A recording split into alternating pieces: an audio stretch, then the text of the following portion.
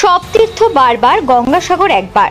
9 জানুয়ারি দিয়ে 16 জানুয়ারি অবধি চলবে এই গঙ্গাসাগর মেলা।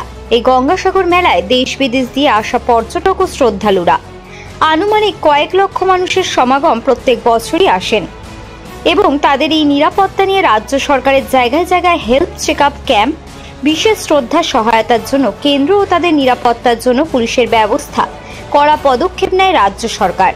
গঙ্গাসাগরকে লক্ষ্য করে চালানো হয় বিশেষ ধরনের ট্রেন।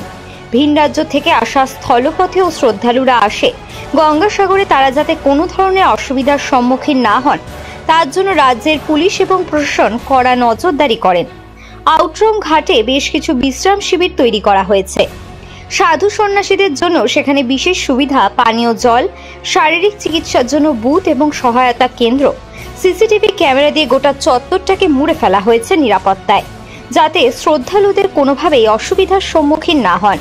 সেই সাথে মোতায়েন করা হয়েছে নিরাপত্তা রক্ষী, ফায়ার ব্রিগেডেরও ব্যবস্থা রয়েছে। ব্যুরো রিপোর্ট, সংবাদ যখন 24x7।